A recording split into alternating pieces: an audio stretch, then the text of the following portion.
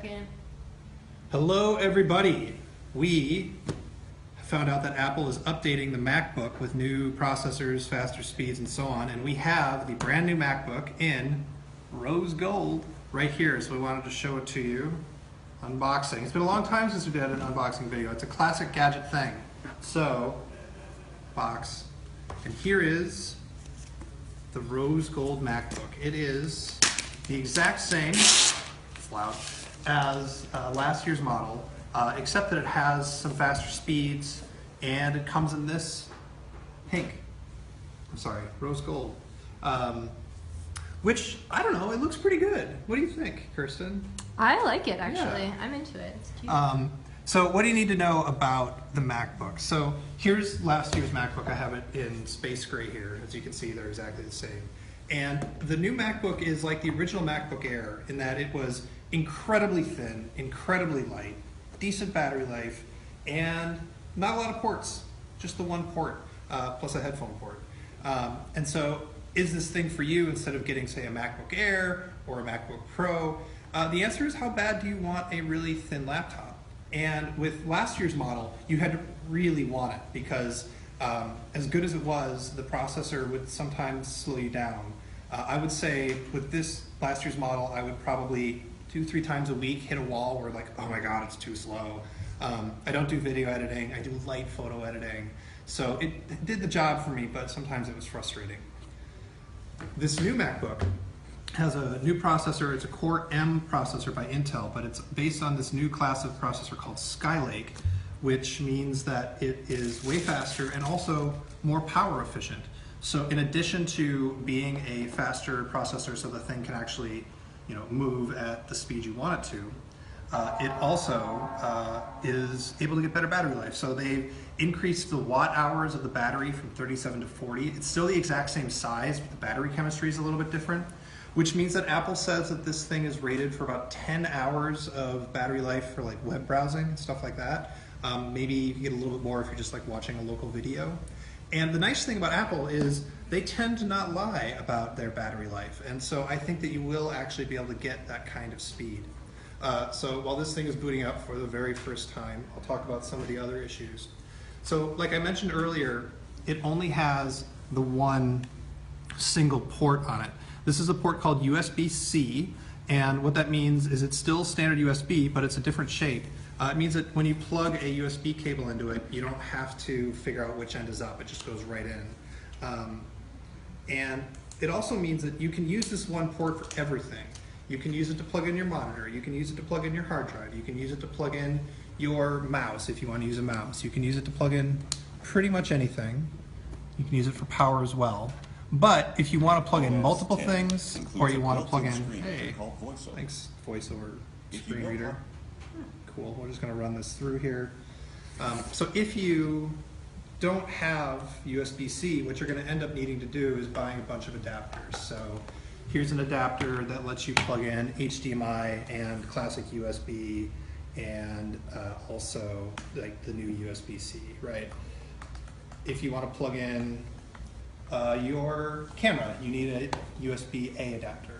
If you want to charge your iPhone, you need to use this USB-A adapter plus your existing lightning bolt cable, or you need to buy this relatively new lightning bolt cable. So you get an incredibly cool, thin, insanely thin laptop, but what you don't get to do is just, expect that everything that works with your old computer is going to work with your new computer. But it's worth it for me because I don't need to plug that stuff into my laptop all that often, and I get to just walk around and have a really thin and light laptop all the time. So I am just trying to get through the setup process here so I can show you the OS. And of course it's pretty slow to get through the setup process, so I'm trying to talk about it. Other things you should know. The laptop has this incredibly nice screen. They call it 12 inches. It's a Retina, so everything is really, really sharp and looks really, really good. The keyboard is very, very thin. It doesn't have very deep key travel, and it's pretty clicky when you type on it. But you get used to it pretty easily. And it is a full-size keyboard. It's not like the smaller keyboard that you'd get on an iPad. The other cool thing is the trackpad. This is called the Force Touch trackpad. And what that means is there's actually no moving parts inside this thing at all. When you press down on it, it actually has a little motor that clicks at you, and that's how you feel the click. And it actually works really, really well. You can press it down a little bit. You do feel movement. But you think that there's a physical click, but what it's actually doing is there's like a servo that's going dot, dot, dot at you. Okay, so there it is, and I'm gonna, let's do a web speed test here, shall we? Let me do this. We'll open up a new Safari window on my old MacBook. And okay, so here's the brand new MacBook. You can tell it's new because it's rose gold. And here is my old MacBook, which has got a bunch of Safari tabs open. But we're going to just go to The Verge just to start and show you a quick speed test. And 1, 2, 3. This one had a cache, so this is not a fair test. So let's go to a web page that I almost surely don't have cached. How about MSN.com? I haven't been to MSN.com in a while. 1, 2, 3. This is probably cached also. So we'll skip the speed test for now. The thing to really know about this is in addition to the fast processor, this thing also has faster storage, and it has a faster graphics card. So graphics are about 25% faster, Apple says. Read and write speed to your storage when you're moving files or even doing video editing is going to be way faster. Read speed, I forget the percentage, it's like 25-something%. Writing to the storage on this thing, writing to the SSD, the hard drive, is like 90% faster. So if you are doing a lot of file-intensive stuff, you're going to find that this thing is going to be way better. Of course, we need to do like a full, rundown and benchmarks of the thing to really see the difference in speed. But I expect that it's going to be the kind of laptop where with the old one you had to make compromises, with the new one you have to make way fewer compromises, as long as you're willing to buy a bunch of USB-C adapters. Okay, price. So this thing starts at $1,300 for a 1.1 gigahertz model with 8 gigs of RAM and 250 gigs of storage. Now 1.1 gigahertz might seem slow, but Apple has this thing they call Turbo Boost, where the processor actually ramps up to go way faster if you need it, and it will do that as long as it can without overheating the laptop, which could be an issue because there's no fans inside this laptop. You can also get a little bit faster model for $1,600.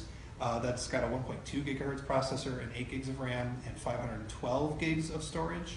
And then you can go even faster to a 1.3 with a Core M7 and a bunch of build-to-order options, and the price just goes up from there.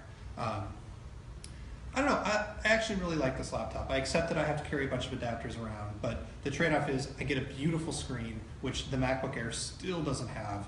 I get a really thin and light computer, and it's just easier on my back because I'm an old person and I need something that's easier on my back. So I think that's about all I can think to say about the new MacBook. We're going to give this thing some more benchmarks, we're going to give it some more testing, and we're going to say a little bit more about it. But I mean, look at it. It's pink. It matches my shirt. Let's see. Let's take a few questions. Yeah. Can you edit a video on this thing in Final Cut? So, yes. I obviously just got this thing out of the box, so I haven't done any full edit tests. But people do like to show off that they were able to edit 4K video on the old one, so you could do it on this one. That said, like, you're not going to want to, it's not going to be super fun, but it's going to be way more fun than it was on the old one. This is definitely not anywhere near as fast, I'm sure, as a proper MacBook Pro, and it may not even be as fast as a relatively decent MacBook Air 13-inch, one of the newer ones. But it's one of those things where you could do it on the old one, but it sucked, or you could do it on the new one, and it'll be like, okay, it's fine. But if you're editing video every day, this probably isn't the Mac for you. All right, let's see. Any more questions? Not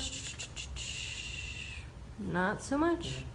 Yeah. Yeah, right. I mean, there's not a whole lot to say. It's the MacBook at a speed and with the power that I think most people actually need. I think I recommended most people didn't get the old one because it just like you hit the wall too often. I think that people are going to hit the wall way less often with this one. So I'm not saying go out and buy this, but I am saying that there's a way better chance that this thing is going to be fast enough for you than the old one. And it's pink. All right, you're good. Yeah. Sign off. Tell people how to subscribe. I will sign off and tell people how to subscribe. Thank you so much for watching. We're going to be doing a lot more of these tech videos, and heck, we might do more unboxings. Who knows? We are The Verge. I am Dieter Bowen. You can find us at facebook.com/TheVerge. /Verge. Curses. We're on YouTube at youtube.com/. The Verge. The Verge. There it is. We're on Snapchat. We're Verge on Snapchat, and we're Verge on Twitter. Yes, we are. There we go. And so you can follow us in all those places, and you can expect a lot more fun, gadgety things from us on all those channels. Thanks so much for watching.